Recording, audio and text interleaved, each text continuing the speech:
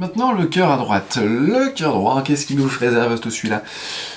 L'insuffisance ventriculaire droite, c'est un petit peu comme l'insuffisance ventriculaire gauche, ça va entraîner des complications en précharge. Donc en précharge, c'est ce qu'il y a avant le cœur, d'accord? Et évidemment en post-charge. Puisque l'insuffisance ventriculaire gauche crée une surcharge au niveau du système circulatoire pulmonaire, de la petite circulation. Le cœur droit va avoir du mal à envoyer. C'est déjà plein. C'est déjà complètement plein, c'est gorgé de sang. Il va beau se contracter, il ne pourra pas envoyer autant qu'il veut. S'il ne peut pas envoyer autant qu'il veut, parce que c'est plein, et bien en amont, c'est-à-dire dans la circulation systémique, principalement au niveau des gros vaisseaux pour commencer, le sang va lui aussi s'accumuler. Donc je te rappelle un petit peu, quand ça revient de partout, ça revient des jambes, ça revient du vent, des tripes, tout ça, le cœur revient par la veine cave inférieure à ton cœur. Et quand ça revient de la tête, quand ça revient des clavières, etc., ça revient par la veine cave supérieure. Hop, les deux reviennent ici et rentrent dans l'oreillette droite. Ok? Eh, je le fais bien mon chemin. Sauf que voilà, si ton cœur n'arrive pas à envoyer ce qu'il a dans son ventricule, s'il n'arrive pas à l'envoyer dans la petite circulation, ben il ne peut pas récupérer ce qui est dans la grande circulation qui tape au portail pour dire je vais rentrer. C'est pas possible. Je t'ai raconté l'histoire de la caissière supermarché avec les clients qui s'accumulent? Eh ben c'est pareil. Du coup, le problème, c'est que ce qui va se passer, c'est que ça va s'accumuler, s'accumuler, s'accumuler au fur et à mesure. Donc ton retour sanguin va être de moins en moins bon.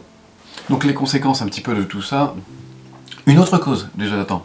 Les autres causes qu'il peut y avoir aussi, ce sont les embolies pulmonaires, les embolies passées ou les embolies actuelles, qui bouchent en fait, qui empêchent une partie du sang de passer et qui créent un bouchon. Si t'es parisien, tu sais exactement ce que c'est, t'as une bagnole en travers, plus personne ne passe. C'est exactement le même problème. D'accord, le sang ne peut pas sortir du cœur droit, le cœur ne peut pas l'envoyer, tout simplement parce qu'il y a un bouchon. Du coup, au niveau des diagnostics qui sont à la fois diagnostics et conséquences, c'est que tu vas avoir une accumulation, d'accord, une accumulation des liquides, c'est ce que je te disais, qui ne peuvent pas être évacués par le cœur. Donc, tu vas avoir en haut ce qu'on appelle une turgescence jugulaire. Tu as les jugulaires qui vont commencer à se gonfler, en fait, à se gorger de sang, puisque le sang ne circule pas bien.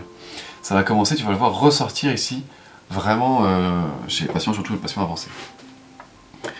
En bas, eh ben, c'est un petit peu le même problème. Tu vas avoir, dans un premier temps, le foie qui va vraiment se gorger en sang. Ce foie va devenir douloureux, d'accord, dès que tu vas appuyer dessus. Et deuxième chose, quand tu vas appuyer dessus, le foie qui est relié donc à la veine cave inférieure, et donc à la veine cave supérieure indirectement, hein, veine cave supérieure, veine cave inférieure, qui reviennent au cœur, c'est touché, ça touche. Hein.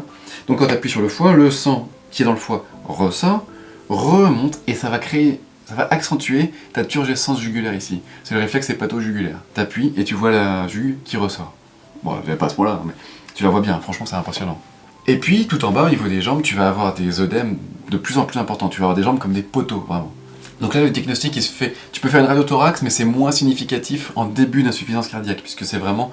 la cardiomégalie, c'est plus significatif de l'insuffisance ventriculaire gauche. Même si l'insuffisance ventriculaire droite peut être conséquence de la gauche, hein, c'est moins significatif pour le droit, pour l'insuffisance ventriculaire droite. Non, ce qui est vraiment important, c'est encore une fois l'écho cardiaque. C'est celle-là qui va vraiment le plus parler pour se faire une idée des volumes qui sont éjectés, qui sont pris et éjectés par le cœur droit. Là encore, tu vas savoir un petit peu aussi s'il y a eu des séquelles d'infarctus et des parties de ton cardio qui sont nécrosées, puisque avec l'électrocardiogramme, tu vas savoir, selon la dérivation, à quel endroit il y a des lésions, à quel endroit le cœur ne fonctionne pas correctement.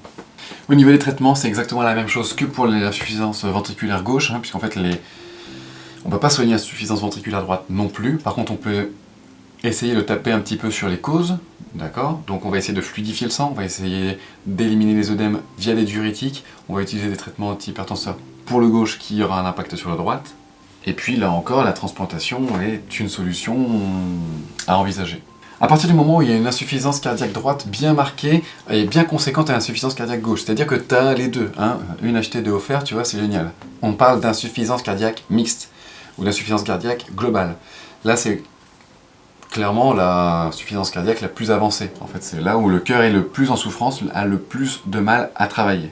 Donc toi, ton job en tant qu'infirmier ou infirmière, c'est quoi? Eh ben, ça va être déjà d'évaluer, de repérer si ça n'a pas été déjà fait, s'il n'y a pas eu de diagnostic, de repérer un petit peu les signes. La dyspnée, très important.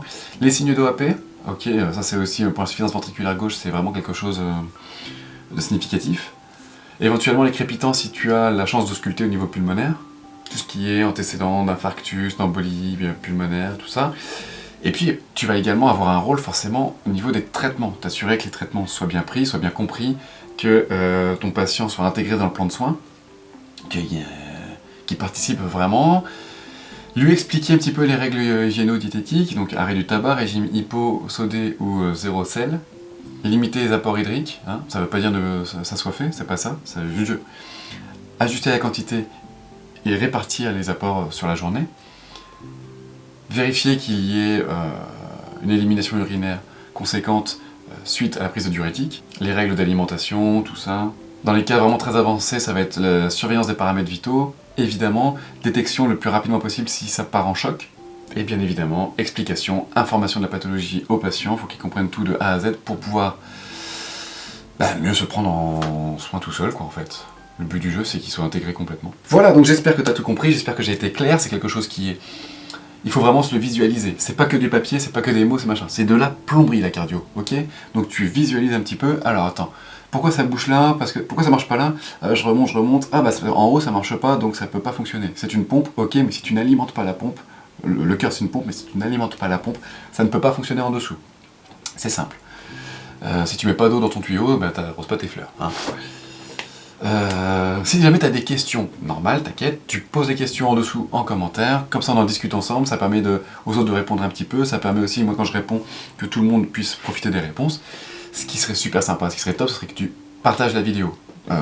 Tu t'abonnes si tu veux, tu likes si tu veux, mais vraiment il faut partager la vidéo. Le but du jeu c'est que ça diffuse, que ça puisse servir aux collègues ESI, aux collègues IDE, et qu'au final, on soit tous à l'aise avec ça. C'est relativement simple au final. Merci d'avoir regardé jusqu'au bout, écoute, on se retrouve rapidement pour une prochaine vidéo. Ciao!